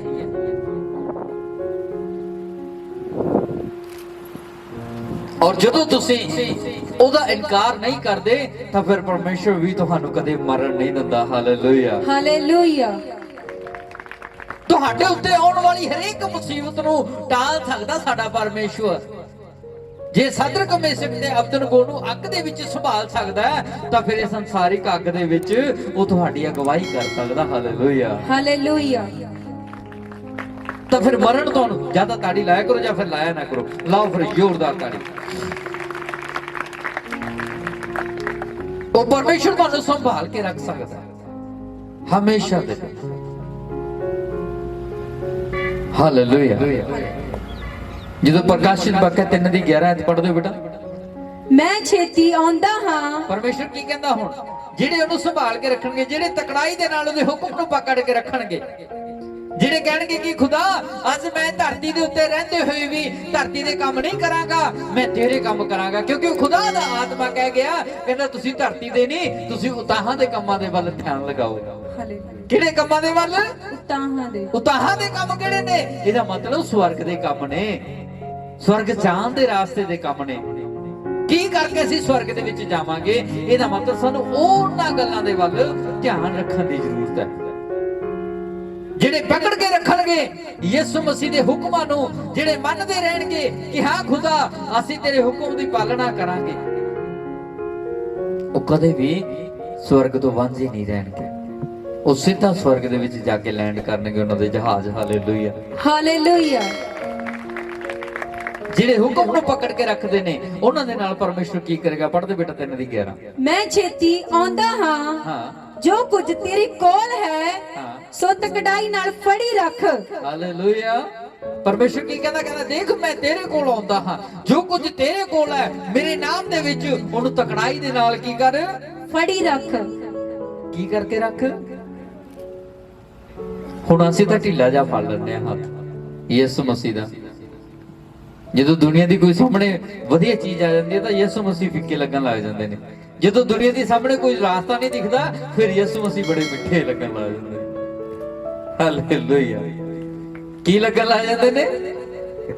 ਜਾਂ ਤਾਂ ਯਿਸੂ ਮਸੀਹ ਨੂੰ ਇੱਕ ਵਾਰੀ ਹੱਥ ਪਕੜ ਲਿਆ ਤਾਂ ਫਿਰ ਪਰਮੇਸ਼ਰ ਕਹਿੰਦਾ ਤਕੜਾਈ ਨਾਲ ਫੜੀ ਰੱਖ। ਕਿਹਦੇ ਨਾਲ? ਤਕੜਾਈ ਨਾਲ। ਤਕੜਾਈ ਨਾਲ ਫੜੀ ਰੱਖ, ਮੈਂ ਛੇਤੀ ਆਉਣ ਵਾਲਾ ਹਾਂ। ਜੇ ਤਕੜਾਈ ਨਾਲ ਪਕੜੀ ਰੱਖੋਗੇ ਤਾਂ ਹਰੇਕ ਦੀਵਾਰ ਨੂੰ ਤੋੜ ਕੇ ਸੁੱਟ ਦੋਗੇ ਯਿਸੂ ਦੇ ਨਾਮ ਦੇ ਵਿੱਚ। ਮੈਂ ਹਾਲੇਲੂਇਆ। ਸੰਤ ਯੂਸੁਫ ਨੇ ਸਾਰੇ ਸ਼ਹਿਰਾਂ ਨੂੰ ਜਿੱਤ ਲਿਆ ਸੀ। ਜਦੋਂ ਯਰੀਹੋ ਸ਼ਹਿਰ ਨੂੰ ਗਿਆ ਸੀ ਜਿੱਤਣ, ਤਾਂ ਉਹਨਾਂ ਨੇ ਯਰੀਹੋ ਸ਼ਹਿਰ ਦੇ ਆਲੇ ਦੁਆਲੇ ਬਹੁਤ ਵੱਡੀ ਦੀਵਾਰ ਲਗਾਈ ਹੋਈ ਸੀ, ਜਿਹੜੀ ਟੁੱਟ ਨਹੀਂ ਸੀ ਸਕਦੀ। ਹਾਲੇਲੂਇਆ, ਜਿਹੜੀ ਟੁੱਟ ਨਹੀਂ ਸੀ ਸਕਦੀ। ਲੇਕਿਨ ਫਿਰ ਵੀ ਸੰਤ ਯਹੋਸ਼ੂਆ ਨੇ ਪਰਮੇਸ਼ਰ ਨੂੰ ਤਕੜਾਈ ਦੇ ਨਾਲ ਪਕੜ ਕੇ ਰੱਖਿਆ ਹੋਇਆ ਸੀ। Hallelujah, hallelujah. ਕਿਹਦੇ ਨਾਲ ਪਕੜ ਕੇ ਰੱਖਿਆ ਹੋਇਆ ਸੀ? ਤਕੜਾਈ ਨਾਲ। ਸੰਤ ਯਹੋਸ਼ੂਆ ਨੇ ਤਕੜਾਈ ਦੇ ਨਾਲ ਪਕੜ ਕੇ ਰੱਖਿਆ। ਪਰਮੇਸ਼ਰ ਨੇ ਆਵਾਜ਼ ਦਿੱਤੀ ਕਿ ਦੇਖ ਸੰਤ, ਐਦਾਂ ਕਰ, ਤੂੰ 7 ਚੱਕਰ ਲਗਾ ਤੇ 7ਵੇਂ ਦਿਨ ਤੇ 7 ਚੱਕਰ ਇਕੱਠੇ ਲਗਾਏ ਨੇ ਤੇ 7 ਤੁਰੀਆਂ ਵਜਾ ਕੇ ਜਕਾਰੇ ਲਗਾਏ ਤੇ ਦੀਵਾਰ ਦੀ ਕੰਧ ਢਾਹ ਢੇਰੀ ਹੋ ਜਾਊਗੀ। ਕਿਉਂਕਿ ਇਸੇ ਪਰਮੇਸ਼ਰ ਨੇ, ਕਿਉਂਕਿ ਸੰਤ ਯਹੋਸ਼ੂਆ ਨੇ ਤਕੜਾਈ ਨਾਲ ਫੜਿਆ ਹੋਇਆ ਸੀ ਪਰਮੇਸ਼ਰ ਨੂੰ। Hallelujah, hallelujah. ਉਹ ਜਦੋਂ ਉਹਨੇ ਤਕੜਾਈ ਦੇ ਨਾਲ ਫੜਿਆ ਹੋਇਆ ਸੀ ਤਾਂ ਉਹਨੇ 7 ਦਿਨ 7 ਚੱਕਰ ਲਗਾਏ ਤੇ 7ਵੇਂ ਦਿਨ ਤਾਂ 7 ਚੱਕਰ ਲਗਾ ਕੇ ਜਦੋਂ ਉਹਨੇ ਤੁਰੀਆਂ ਵਜਾ ਕੇ ਜਕਾਰੇ ਛੱਡੇ, ਉਹ ਯਰੀਹੋ ਦੀ ਦੀਵਾਰ ਦੇ 2 ਭਾਗ ਹੋ ਗਏ। ਹਾਲੇਲੂਇਆ, ਉਹ ਕਿਸੇ ਮਨੁੱਖ ਨੇ ਨਹੀਂ ਤੋੜੀ, ਉਹ ਸਵਾਈ ਪਰਮੇਸ਼ਰ ਨੇ ਤੋੜ ਦਿੱਤੀ। ਹਾਲੇਲੂਇਆ। ਜਿਹੜਾ ਕੰਮ ਕਿਸੇ ਮਨੁੱਖ ਤੋਂ ਨਹੀਂ ਹੋ ਸਕਦਾ ਸੀ, ਉਹ ਕੰਮ ਸਵਾਈ ਪਰਮੇਸ਼ਰ ਨੇ ਕਰ ਦਿੱਤਾ। ਕਦੋਂ? ਜਦੋਂ ਉਹਨੇ ਤਕੜਾਈ ਦੇ ਨਾਲ ਫੜੀ ਰੱਖਿਆ ਪਰਮੇਸ਼ਰ ਦੇ ਹੱਥ ਨਾਲ। ਇਸੇ ਤਰ੍ਹਾਂ ਜਦੋਂ ਤੁਸੀਂ ਵੀ ਪਰਮੇਸ਼ਰ ਨੂੰ ਤਕੜਾਈ ਦੇ ਨਾਲ ਪਕੜ ਕੇ ਰੱਖੋਗੇ ਕਿ ਲੈ ਪਰਮੇਸ਼ਰ, ਤੇਰਾ ਵਚਨ ਕਹਿੰਦਾ ਝੂਠ ਨਹੀਂ ਬੋਲਣਾ, ਮੈਂ ਨਹੀਂ ਬੋਲਦਾ। ਤੇਰਾ ਵਚਨ ਕਹਿੰਦਾ ਸਰੀਰ ਦੇ ਦੁਆਰਾ ਪਾਪ ਨਹੀਂ ਕਰਨਾ, ਪ੍ਰਭੂ ਮੈਂ ਨਹੀਂ ਕਰਦਾ। ਤੇਰੇ ਸਰੀਰ ਦੇ ਦੁਆਰਾ ਲਿਖਿਆ ਗਿਆ ਕਿ ਅੱਖਾਂ ਦੇ ਦੁਆਰਾ ਪਾਪ ਨਹੀਂ ਕਰਦਾ, ਪ੍ਰਭੂ ਮੈਂ ਨਹੀਂ ਕਰਦਾ। ਪ੍ਰਭੂ ਮੈਂ ਚੋਰੀ ਨਹੀਂ ਕਰਦਾ, ਪ੍ਰਭੂ ਮੈਂ ਠੱਗੀ ਨਹੀਂ ਕਰਦਾ, ਪ੍ਰਭੂ ਮੈਂ ਝੂਠ ਨਹੀਂ ਬੋਲਦਾ। ਪ੍ਰਭੂ ਮੇਰੇ ਜੀਵਨ ਨੂੰ ਉਦਾਂ ਦਾ ਕਰ ਦੇ ਜਿੱਦਾਂ ਦਾ ਮੈਂ ਤੈਨੂੰ ਪਸੰਦ ਆ। ਫਿਰ ਜਿਹੜੀਆਂ ਦੀਵਾਰਾਂ ਨੇ ਤੁਹਾਨੂੰ ਘੇਰ ਰੱਖਿਆ, ਉਹ ਆਟੋਮੈਟਿਕ ਟੁੱਟਣਗੀਆਂ ਯਿਸੂ ਦੇ ਨਾਮ ਦੇ ਵਿੱਚ। ਹਾਲੇਲੂਇਆ।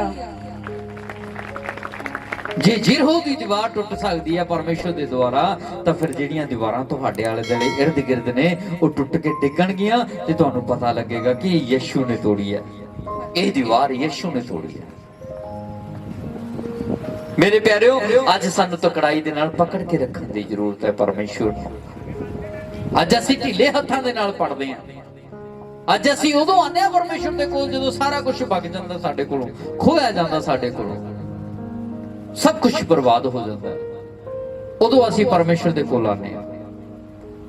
ਲੇਕਿਨ ਉਦੋਂ ਆ ਜਾਓ ਜਦੋਂ ਸਭ ਕੁਝ ਸਾਡੇ ਕੋਲ ਹੈ, ਤਾਂ ਫਿਰ ਦੁੱਗਣਾ ਵੀ ਆਏਗਾ ਤੇ ਉਹ ਪਿਛਲਾ ਵੀ ਰਹੇਗਾ ਤੇ ਅਗਲਾ ਵੀ ਤੁਹਾਨੂੰ ਮਿਲ ਜਾਏਗਾ। ਹਾਲੇਲੂਇਆ। ਅੱਜ ਤਾਂ ਪਿਛਲਾ ਸਾਡੇ ਕੋਲੋਂ ਚਲਾ ਗਿਆ ਤੇ ਅਗਲਾ ਅਸੀਂ ਮੰਗਣ ਦੇ ਲਈ ਪਰਮੇਸ਼ਰ ਦੇ ਕੋਲ ਆ ਗਏ। ਕਦੋਂ? ਜਦੋਂ ਬਿਲਕੁਲ ਸਖਣੇ ਹੋ ਗਏ। ਉਦੋਂ ਉਹ ਸਿਆਣੇ ਕਹਿੰਦੇ ਫਿਰ ਪਛਤਾਇਆ ਕਿਆ ਬਣੇ ਜਬ ਚਿੜੀਆ ਚੁੱਗ ਗਈ। ਉਹ ਫਿਰ ਖੇਤ ਨੂੰ ਬੀਜਣ ਦੇ ਲੱਗੇ ਬਹੁਤ ਟਾਈਮ ਲੱਗਦਾ ਹੈ। ਇਸ ਕਰਕੇ ਪਰਮੇਸ਼ਰ ਦਾ ਵਚਨ ਕਹਿੰਦਾ ਜਿਹੜੇ ਤੁਸੀਂ ਹੁਕਮ ਦੇ ਨਾਲ, ਤਕੜਾਈ ਦੇ ਨਾਲ ਹੁਕਮਾਂ ਨੂੰ ਪਕੜ ਕੇ ਰੱਖੋਗੇ। ਜੇ ਤੁਹਾਨੂੰ ਕਿਹਾ ਗਿਆ, ਪਰਮੇਸ਼ਰ ਦਾ ਵਚਨ ਕਹਿੰਦਾ ਕਿ ਤੁਸੀਂ ਪ੍ਰਾਰਥਨਾ ਕਰਨੀ ਹੈ ਤਾਂ ਰਾਤ ਨੂੰ ਸੌਣ ਵੇਲੇ ਪ੍ਰਾਰਥਨਾ ਕਰਕੇ ਪੈਣਾ ਹੈ। ਜੇ ਤੁਹਾਨੂੰ ਪਰਮੇਸ਼ਰ ਦਾ ਹੁਕਮ ਕਹਿੰਦਾ ਕਿ ਝੂਠ ਨਹੀਂ ਬੋਲਣਾ ਤਾਂ ਮੈਂ ਝੂਠ ਨਹੀਂ ਬੋਲਣਾ ਪ੍ਰਭੂ। ਜੇ ਪਰਮੇਸ਼ਰ ਦਾ ਆਤਮਾ ਕਹਿੰਦਾ ਕਿ ਤੇਰੇ ਸਰੀਰ ਦੇ ਦੁਆਰਾ ਪਾਪ ਮੈਨੂੰ ਪਸੰਦ ਨਹੀਂ, ਪਾਪ ਦੀ ਮਜ਼ਦੂਰੀ ਤਾਂ ਮੌਤ ਹੈ। ਅੱਜ ਉਹਨਾਂ ਲੋਕਾਂ ਨੂੰ ਮੌਤ ਆ ਰਹੀਆਂ ਨੇ, ਸਰੀਰਾਂ ਦੇ ਵਿੱਚ ਬਿਮਾਰੀਆਂ ਆ ਰਹੀਆਂ ਨੇ ਜਿਹੜੇ ਸਰੀਰ ਦੇ ਦੁਆਰਾ ਪਾਪ ਕਰਦੇ ਨੇ, ਤਾਂ ਹੀ ਉਹਨਾਂ ਨੂੰ ਦਵਾਈਆਂ ਨਹੀਂ ਲੱਗਦੀਆਂ, ਕਿਉਂਕਿ ਬਾਈਬਲ ਦੇ ਵਿੱਚ ਬਿਆਨ ਕੀਤਾ ਗਿਆ ਜੇਕਰ ਯੂਸੁਫ ਦੇ ਦੁਆਰਾ ਯਰੀਹੋ ਦੀ ਦੀਵਾਰ ਟੁੱਟ ਸਕਦੀ ਹੈ ਪਰਮੇਸ਼ਰ ਦੇ ਆਤਮਾ ਦੇ ਨਾਲ, ਤਾਂ ਫਿਰ ਤੁਹਾਡੇ ਦੁਆਰਾ, ਤੁਹਾਡੇ ਸਰੀਰਾਂ ਦੇ ਇਰਦ ਗਿਰਦ, ਤੁਹਾਡੇ ਪਰਿਵਾਰਾਂ ਦੇ ਇਰਦ ਗਿਰਦ ਅੱਜ ਸਾਰੀਆਂ ਦੀਵਾਰਾਂ ਟੁੱਟਣਗੀਆਂ ਜਿਹੜੀਆਂ ਸ਼ੈਤਾਨ ਨੇ ਲਗਾਈਆਂ ਹੋਈਆਂ ਨੇ। ਵਿਸ਼ਵਾਸ ਕਰ। ਹਾਲੇਲੂਇਆ। ਬਸ ਸਾਡਾ ਫਰਜ਼ ਹੈ ਕਿ ਉਹਨੂੰ ਤਕੜਾਈ ਦੇ ਨਾਲ ਪਕੜ ਕੇ ਰੱਖਣਾ। ਕੀ ਸਾਡਾ ਫਰਜ਼ ਹੈ?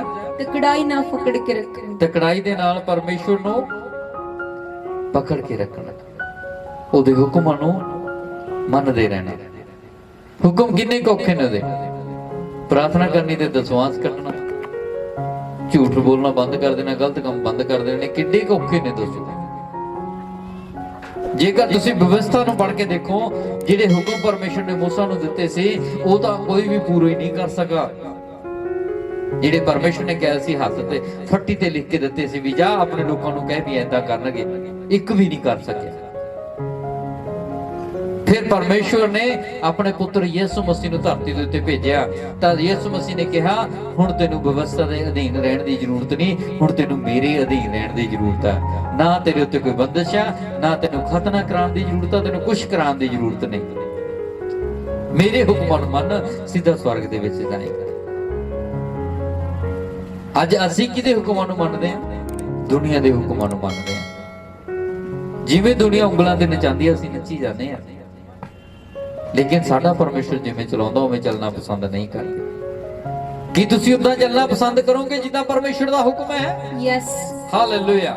ਜਿਨ੍ਹਾਂ ਦੇ ਹੱਥ ਉੱਤੇ ਹੋਣਗੇ, ਮੈਂ ਪਹਿਲੇ ਵੀ ਦੱਸ ਦਿੰਦਾ, ਉਹਨਾਂ ਦੇ ਉੱਤੇ ਆਤਮਾ ਜੋ ਉਤਰੇਗਾ ਬਹੁਤ ਜ਼ੋਰ ਦੇ ਨਾਲ ਉਤਰੇਗਾ। ਆਮੀਨ, ਹਾਲੇਲੂਇਆ। ਜਿਨ੍ਹਾਂ ਦੇ ਹੱਥ ਉੱਪਰ ਨੇ, ਅੱਜ ਉਹਨਾਂ ਦੇ ਉੱਤੇ ਆਤਮਾ ਬਹੁਤ ਜ਼ੋਰ ਦੇ ਨਾਲ ਉਤਰੇਗਾ। ਔਰ ਉਹ ਹੱਥ ਜਦੋਂ ਵੀ ਨੀਚੇ ਆਣਗੇ ਉਹ ਕਦੇ ਵੀ ਖਾਲੀ ਨਹੀਂ ਆਣਗੇ, ਉਹ ਹਰੇਕ ਦੀਵਾਰ ਨੂੰ ਤੋੜਦੇ ਹੀ ਆਣਗੇ। ਦੇਖਦੇ ਜਾਓ ਤੁਸੀਂ। ਹਾਲੇਲੂਇਆ। ਅਗਲੇ ਹਫਤੇ ਵੱਡੀਆਂ ਟੈਸਟਮਨੀਆਂ ਦੇ ਨਾਲ ਵਾਪਸ ਆਉਂਗੇ। ਆਮੀਨ, ਹਾਲੇਲੂਇਆ। ਜਿਹੜੇ ਕੰਮ ਹੁਣ ਅਧੂਰੇ ਪਏ ਨੇ, ਜੇ ਇਸੇ ਹਫਤੇ ਵਿੱਚ ਪੂਰੇ ਨਾ ਹੋ ਜਾਣ ਫਿਰ ਗੱਲ ਕਰਿਓ। ਜਿਹੜੀਆਂ ਪ੍ਰੋਬਲਮਾਂ ਤੁਹਾਨੂੰ ਅੱਜ ਤੰਗ ਕਰ ਰਹੀਆਂ ਨੇ, ਜਿਹੜੀਆਂ ਬਿਮਾਰੀਆਂ ਤੁਹਾਨੂੰ ਅੱਜ ਤੰਗ ਕਰ ਰਹੀਆਂ ਨੇ, ਜੇ ਅਗਲੇ ਹਫਤੇ ਤੱਕ ਰਹਿ ਗਈਆਂ ਤਾਂ ਫਿਰ ਗੱਲ ਕਰਿਓ। ਫਿਰ ਦੱਸਿਓ ਮੈਨੂੰ ਵੀ ਸਾਡੇ ਸਰੀਰਾਂ ਦੇ ਵਿੱਚ ਹਜੇ ਬਿਮਾਰੀ ਹੈ। ਲੇਕਿਨ ਵਚਨ ਨੂੰ ਪੜ੍ਹਦੇ ਰਹਿਣਾ। ਪ੍ਰਕਾਸ਼ਿਤ ਵਾਕਿਆ 3:20 ਪੜ੍ਹਦੇ ਬੇਟਾ। ਵੇਖ ਮੈਂ ਬੂਹੇ ਉੱਤੇ ਖਲੋਤਾ ਅਤੇ ਖੜਖੜਾਉਂਦਾ ਹਾਂ। ਹਾਲੇਲੂਇਆ। ਯਿਸੂ ਮਸੀਹ ਕਿੱਥੇ ਖੜਾ ਹੈ? ਬੋਲੋ ਬੋਲੋ।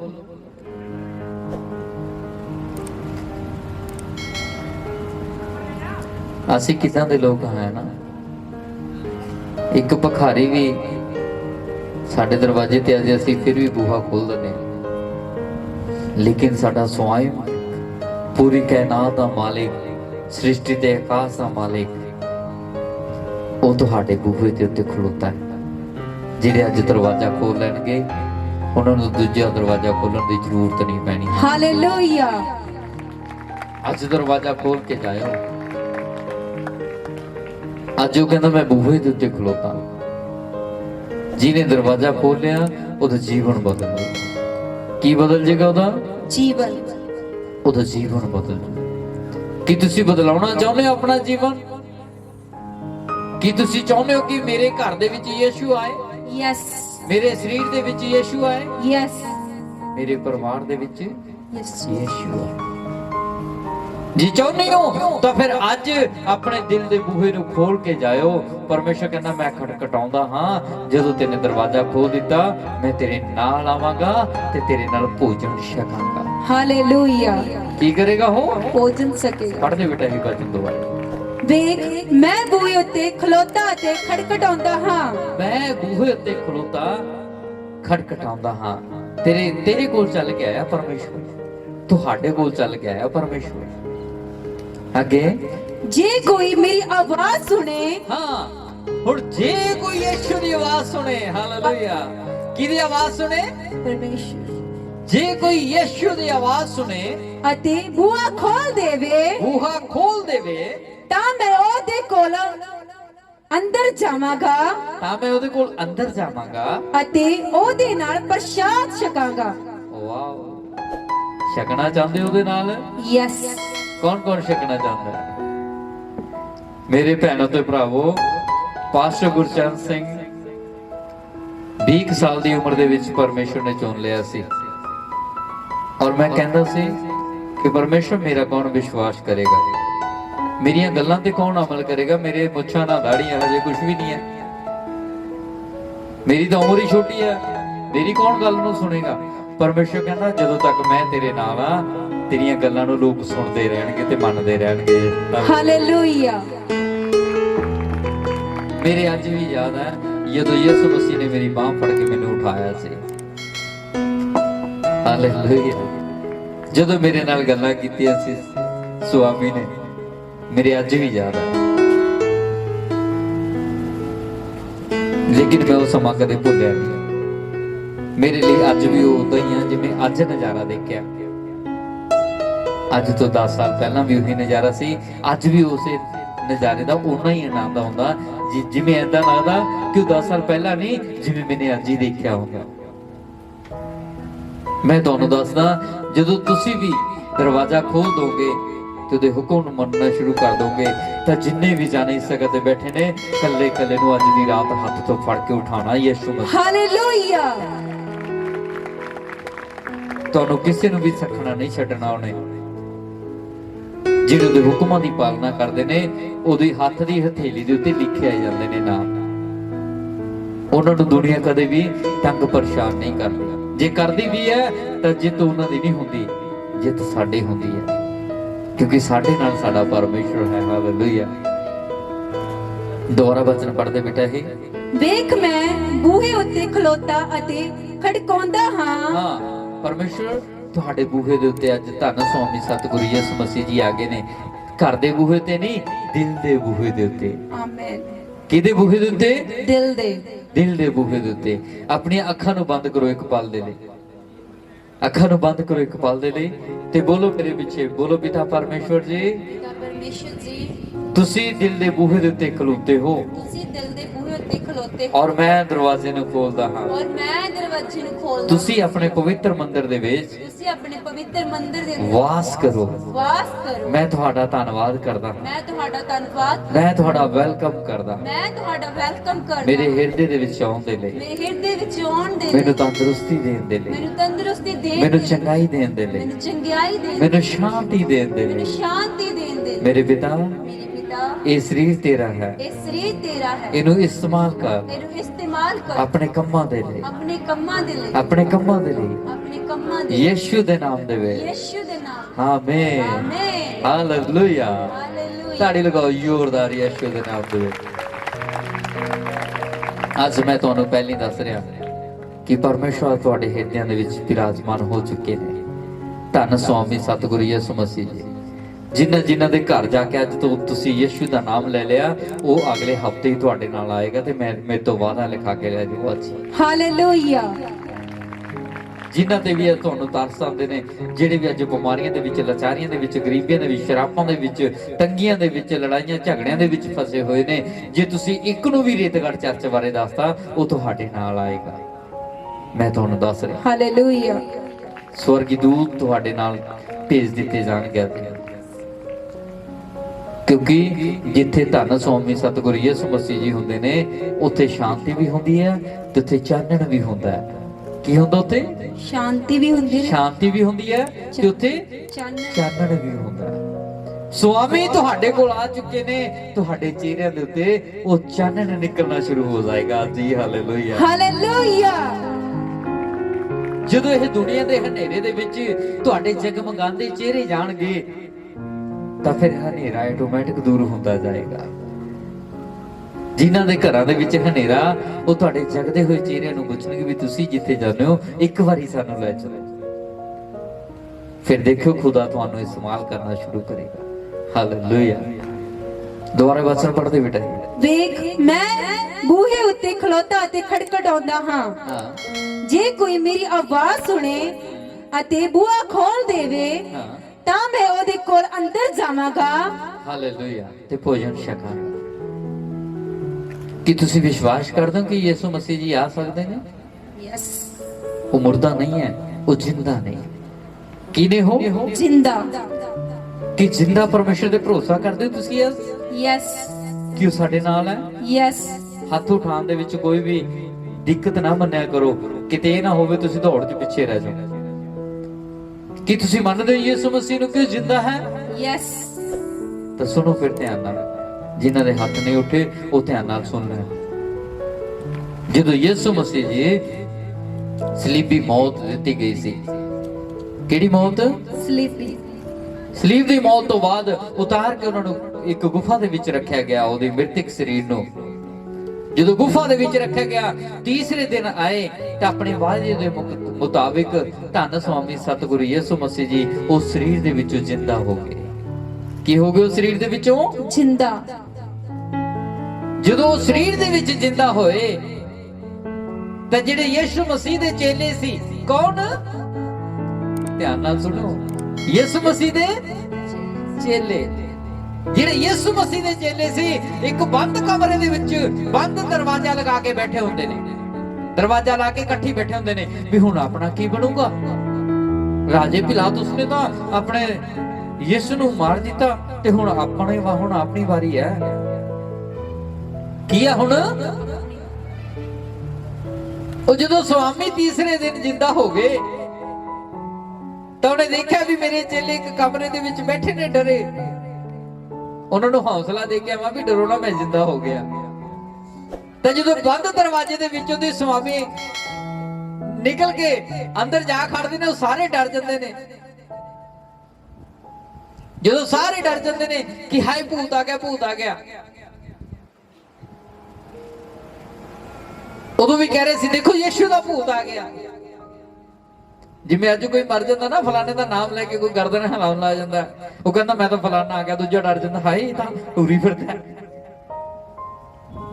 ਉਸੇ ਤਰ੍ਹਾਂ ਯਿਸੂ ਨੂੰ ਦੇਖ ਕੇ ਵੀ ਕਹਿੰਦਾ ਸੀ ਤਾਂ ਯਿਸੂ ਦਾ ਭੂਤ ਆ ਗਿਆ। ਸੁਆਮੀ ਜੀ ਬੋਲਦੇ ਕਿ ਨਹੀਂ, ਉਹ ਮੈਂ ਆ, ਅਸਲੀ ਸਰੀਰ ਦੇ ਵਿੱਚ ਆ। ਤਾਂ ਸੰਤ ਥੋਮਸ ਜੀ ਨੇ ਕਿਹਾ, ਕਹਿੰਦਾ ਜੇ ਤੁਸੀਂ ਅਸਲੀ ਸਰੀਰ ਦੇ ਵਿੱਚੋਂ ਤਾਂ ਫਿਰ ਜਿਹੜੀਆਂ ਤੁਹਾਡੇ ਹੱਥਾਂ ਦੇ ਵਿੱਚ ਕਿੱਲਾਂ ਗੱਡੀਆਂ ਗਈਆਂ ਸੀ, ਉਹ ਨਿਸ਼ਾਨ ਦੇ ਵਿੱਚ ਮੈਂ ਉਂਗਲੀ ਪਾ ਕੇ ਦੇਖਣਾ ਚਾਹਨਾ ਵੀ ਅਸਲੀ ਵੀ ਹੈ ਜਾਂ ਨਹੀਂ ਹੈ। ਤੇ ਜਦੋਂ ਉਹਨੇ ਦੇਖਿਆ ਉਂਗਲੀ ਪਾ ਕੇ, ਉਹ ਕਹਿੰਦਾ ਤੂੰ ਤਾਂ ਮੈਨੂੰ ਦੇਖ ਕੇ ਵਿਸ਼ਵਾਸ ਨਹੀਂ ਕੀਤਾ। ਉਹ ਧੰਨ ਹੋਣਗੇ ਉਹ ਲੋਕ ਜਿਹੜੇ ਮੈਨੂੰ ਦੇਖਣਗੇ ਵੀ ਨਹੀਂ ਤੇ ਮੇਰੇ ਤੇ ਵਿਸ਼ਵਾਸ ਕਰਨਗੇ। ਹਾਲੇਲੂਇਆ। ਉਹ ਸਾਡੇ ਸੁਆਮੀ ਨੇ ਸਾਨੂੰ ਧੰਨ ਬਣਾ ਦਿੱਤਾ। ਅਸੀਂ ਕਦੇ ਦੇਖਿਆ ਨਹੀਂ, ਪਰ ਉਹਦੇ ਨਾਮ ਦੇ ਉੱਤੇ ਭਰੋਸਾ ਕੀਤਾ, ਉਹਦੇ ਨਾਮ ਦੇ ਉੱਤੇ ਵਿਸ਼ਵਾਸ ਕੀਤਾ, ਤਾਂ ਅਸੀਂ ਧੰਨ ਹਾਂ। ਜੇ ਅੱਜ ਤੁਸੀਂ ਉਹਦੇ ਹੁਕਮਾਂ ਨੂੰ ਤਕੜਾਈ ਦੇ ਨਾਲ ਪਕੜ ਕੇ ਰੱਖੋਗੇ ਤਾਂ ਫਿਰ ਯਿਸੂ ਮਸੀਹ ਵੀ ਤੁਹਾਨੂੰ ਡਰਨ ਨਹੀਂ ਦੇਣਗੇ। ਉਹ ਤੁਹਾਡੀ ਜ਼ਿੰਦਗੀ ਦੇ ਵਿੱਚ ਉਸੇ ਟਾਈਮ ਖੜੇ ਹੋ ਜਾਇਆ ਕਰਨਗੇ ਜਦੋਂ ਮੁਸੀਬਤ ਦਾ ਟਾਈਮ ਆਏਗਾ। ਤੁਹਾਨੂੰ ਇਕੱਲੇ ਨਹੀਂ ਰਹਿਣ ਦੇਣਗੇ ਉਹ। ਹਾਲੇਲੂਇਆ। ਕੀ ਤੁਸੀਂ ਵਿਸ਼ਵਾਸ ਕਰਦੇ ਹੋ? ਕੀ ਤੁਸੀਂ ਵਿਸ਼ਵਾਸ ਕਰਦੇ ਹੋ? ਹਾਲੇਲੂਇਆ। ਅੱਜ ਤੋਂ ਬਾਅਦ ਯਿਸੂ ਮਸੀਹ ਦੇ ਨਾਮ ਦੇ ਉੱਤੇ ਤੁਸੀਂ ਭਰੋਸਾ ਕਰਨਾ ਹੈ। ਉਹ ਜ਼ਿੰਦਾ ਪਰਮੇਸ਼ਰ ਹੈ। ਉਹ ਆਪਣੇ ਲੋਕਾਂ ਨੂੰ ਕਦੇ ਵੀ ਡੁੱਬਣ ਨਹੀਂ ਦਿੰਦਾ, ਕਦੇ ਵੀ ਹਾਰਨ ਨਹੀਂ ਦਿੰਦਾ। ਹਾਲੇਲੂਇਆ। ਸੋ ਆਈ ਹੋਈ ਸੰਗਤ ਨੂੰ ਇਹ ਬਚਨ ਪੜ੍ਹੇ ਜਾਣ ਤੇ ਸੁਣੇ ਜਾਣ ਦੇ ਉੱਤੇ ਬਰਕਤ ਲੈ ਕੇ ਆਵੇ।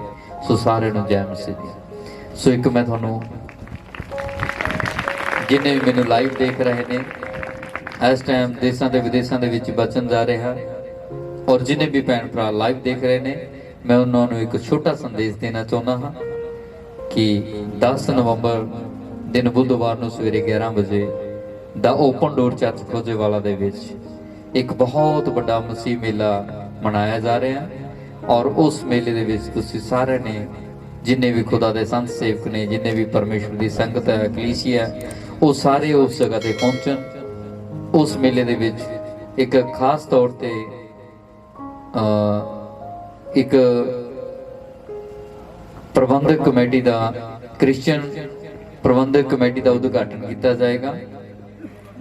ਸੋ ਉਦਘਾਟਨ ਦੇ ਵਿੱਚ ਬਹੁਤ ਖੁਸ਼ੀ ਦੀ ਗੱਲ ਹੈ ਕਿ ਜਿੰਨੇ ਵੀ ਮੇਰੇ ਪੈਂਤੀਕੋਸਟਲ ਪਾਸਟਰ ਸਾਡੇ ਭਾਰਤ ਦੇ ਵਰਸ ਦੇ ਰਹਿਣ ਵਾਲੇ ਨੇ, ਜਿਨ੍ਹਾਂ ਦਾ ਕੋਈ ਯਿਸੂ ਮਸੀਹ ਤੋਂ ਬਿਨਾਂ ਕੋਈ ਅੱਗੇ ਪਿੱਛੇ ਨਹੀਂ ਹੈ, ਸੋ ਉਹਨਾਂ ਨੂੰ ਇੱਕ ਬਹੁਤ ਖੁਸ਼ੀ ਦੀ ਗੱਲ ਹੈ ਕਿ ਸਾਨੂੰ ਇੱਕ ਪਲੇਟਫਾਰਮ ਦੇ ਨੀਚੇ ਇਕੱਠੇ ਹੋ ਕੇ ਸੇਵਾ ਕਰਨ ਦਾ ਇੱਕ ਵਧੀਆ ਮੌਕਾ ਮਿਲਿਆ। ਸੋ ਤੁਸੀਂ 10 ਨਵੰਬਰ ਦਿਨ ਬੁੱਧਵਾਰ ਨੂੰ ਆਪਣੇ ਆਪਣੇ ਸੰਗਤਾਂ ਦੇ ਨਾਲ ਖੋਜੇਵਾਲ ਚਰਚ ਦੇ ਵਿੱਚ ਪਹੁੰਚਣਾ, ਔਰ ਉੱਥੇ ਸਾਰਿਆਂ ਨੇ ਖੁਦਾ ਦੀ ਮਹਿਮਾ ਕਰਨੀ ਹੈ, ਔਰ ਪੈਂਤੀਕੋਸਟਲ ਮਿਸ਼ਨ ਪ੍ਰਬੰਧਕ ਕਮੇਟੀ ਦਾ ਉਦਘਾਟਨ ਕੀਤਾ ਜਾਏਗਾ, ਔਰ ਆਈਆਂ ਹੋਈਆਂ ਸੰਗਤਾਂ ਦੇ ਲਈ ਲੰਗਰ ਦਾ ਵਿਸ਼ੇਸ਼ ਪ੍ਰਬੰਧ ਕੀਤਾ ਹੋਇਆ। ਔਰ ਜੋ ਕੋਈ ਵੀ ਭੈਣ ਭਰਾ ਜਿੱਥੇ ਤੱਕ ਵੀ ਸਾਡੀ ਆਵਾਜ਼ ਆ ਰਹੀ ਹੈ, ਅਗਰ ਕੋਈ ਉੱਥੇ ਲੰਗਰ ਦੇ ਵਿੱਚ ਆਪਣੀ ਹਿੱਸਾ ਪਾਉਣਾ ਚਾਹੁੰਦਾ, ਕੋਈ ਸੇਵਾ ਪਾਉਣਾ ਚਾਹੁੰਦਾ, ਕੋਈ ਬੀਜ ਬੀਜਣਾ ਚਾਹੁੰਦਾ, ਤੁਸੀਂ ਬੜੀ ਖੁਸ਼ੀ ਦੇ ਨਾਲ ਬੀਜ ਸਕਦੇ ਹੋ, ਕਿਉਂਕਿ ਹਜ਼ਾਰਾਂ ਲੋਕਾਂ ਦੇ ਲਈ ਲੰਗਰ ਦਾ ਪ੍ਰਬੰਧ ਕੀਤਾ ਗਿਆ, ਜਿਹਦੇ ਉੱਤੇ ਲੱਖਾਂ ਰੁਪਇਆ ਖਰਚ ਹੋਣਾ। ਸੋ ਇਹ ਮੇਰਾ ਛੋਟਾ ਜਿਹਾ ਇੱਕ ਸੰਦੇਸ਼ ਸੀ। ਜਿੱਥੇ ਜਿੱਥੇ ਵੀ ਲਾਈਵ ਚੱਲ ਰਿਹਾ ਉਹਨੂੰ ਤੁਸੀਂ ਜ਼ਰੂਰ ਫੋਲੋ ਕਰਨਾ ਹੈ ਤੇ ਜ਼ਰੂਰ ਇਸ ਗੱਲ ਦੇ ਉੱਤੇ ਅਮਲ ਕਰਕੇ ਤੁਸੀਂ ਖੋਜੇਵਾਲ ਦੀ ਧਰਤੀ ਦੇ ਉੱਤੇ ਪਹੁੰਚਣਾ। ਸੋ ਸਾਰਿਆਂ ਨੂੰ ਜੈ ਮਸੀਹ ਦੀ। ਆਓ ਮੈਂ ਤੁਹਾਡੇ ਲਈ, ਜਿੰਨੇ ਵੀ ਲਾਈਵ ਦੇਖ ਰਹੇ ਨੇ, ਮੈਂ ਤੁਹਾਡੇ ਲਈ ਪ੍ਰੇਅਰ ਕਰਦਾ। ਮੇਰੇ ਪਿਤਾ ਮੇਰੇ ਪਰਮੇਸ਼ਵਰ, ਅੱਜ ਪਾਸਟਰ ਗੁਰਚਰਨ ਸਿੰਘ ਦੇ ਦੁਆਰਾ ਪ੍ਰੇਅਰ ਕੀਤੀ ਜਾ ਰਹੀ ਹੈ। ਪ੍ਰਭੂ, ਜਿੱਥੇ ਵੀ ਦੇਸ਼ਾਂ ਦੇ ਵਿਦੇਸ਼ਾਂ ਦੇ ਵਿੱਚ ਦੁਖੀ ਤੇ ਬਿਮਾਰ ਤੇ ਲਾਚਾਰ, ਗਰੀਬੀ ਦੇ ਦੱਬੇ ਹੋਏ, ਸ਼ਰਾਬਾਂ ਦੇ ਦੱਬੇ ਹੋਏ, ਪਿਤਾ ਪਰਮੇਸ਼ਵਰ ਲੜਾਈ ਝਗੜਿਆਂ ਦੇ ਦੱਬੇ ਹੋਏ ਬੈਠੇ ਨੇ ਭੈਣ ਤੇ ਭਰਾ, ਪ੍ਰਭੂ ਜੀ ਅੱਜ ਤੇਰਾ ਆਤਮਾ ਉਹਨਾਂ ਨੂੰ ਜੁਮਸ ਕਰੇ। ਅੱਜ ਉਹਨਾਂ ਦੇ ਜੀਵਨਾਂ ਦੇ ਵਿੱਚ ਪਿਤਾ ਪਰਮੇਸ਼ਵਰ ਤੇਰੀ ਸਾਮਰਥ ਹੈ, ਤੇਰੀ ਸ਼ਕਤੀ ਜਾਏ ਪਿਤਾ ਪਰਮੇਸ਼ਵਰ ਦੀ। ਉਹਨਾਂ ਦੇ ਜੀਵਨ ਆਜ਼ਾਦ ਹੋ ਜਾਣ। ਧੰਨ ਸੁਆਮੀ ਸਤਿਗੁਰੂ ਯਿਸੂ ਮਸੀਹ ਦੇ ਜਿੰਦਾ ਦੇ ਜਲਾਲੀ ਲਹੂ ਦੇ ਦੁਆਰਾ ਅਸੀਂ ਦੁਆ ਮੰਗਦੇ ਹਾਂ ਪਿਤਾ ਪਰਮੇਸ਼ਵਰ ਜੀ ਦੇ ਕੋਲੋਂ। ਆਮੀਨ ਆਮੀਨ। God bless you. ਸੋ ਪਰਮੇਸ਼ਵਰ ਤੁਹਾਨੂੰ ਆਸ਼ੀਸ਼ ਦੇ। ਆਓ ਆਪਾਂ ਹੋਰ ਵੀਡੀਓ ਦੇਖਣ ਲਈ ਪਾਸਟਰ ਗੁਰਚਰਨ ਸਿੰਘ ਰੇਤਗੜ੍ਹ ਦੇ ਫੇਸਬੁੱਕ ਚੈਨਲ ਨੂੰ ਫੋਲੋ ਕਰੋ ਅਤੇ YouTube ਚੈਨਲ ਨੂੰ ਸਬਸਕ੍ਰਾਈਬ ਕਰੋ। ਤੁਸੀਂ ਹਰ ਸਮੇਂ ਪਰਮੇਸ਼ਵਰ ਦੇ ਬਚਨਾਂ ਦਾ ਆਨੰਦ ਲੈ ਸਕਦੇ ਹੋ। ਤੁਸੀਂ ਆਪਣਾ ਦਸਵੰਧ ਆਫਰਿੰਗ ਚਰਚ ਬਿਲਡਿੰਗ ਲਈ ਡੋਨੇਸ਼ਨਸ ਇਹਨਾਂ ਬੈਂਕ ਅਕਾਊਂਟ ਜ਼ਰੀਏ ਸਾਡੇ ਕੋਲ ਭੇਜ ਸਕਦੇ ਹੋ। ਸਤਸੰਗ ਦਾ ਸਮਾਂ ਹਰ ਐਤਵਾਰ 10 ਵਜੇ ਤੋਂ ਦੁਪਹਿਰ 1:30 ਵਜੇ ਤੱਕ ਪਿੰਡ ਰੇਤਗੜ੍ਹ ਸਮਾਣਾ ਤੋਂ ਪਾਤਰਾ ਰੋਡ ਤੇ ਕੀਤਾ ਜਾਂਦਾ ਹੈ, ਜਿੱਥੇ ਸਾਰਿਆਂ ਦੀ ਸੁਖ ਸ਼ਾਂਤੀ ਲਈ ਪ੍ਰਾਰਥਨਾ ਕੀਤੀ ਜਾਂਦੀ ਹੈ। ਜੈਮਸੀ।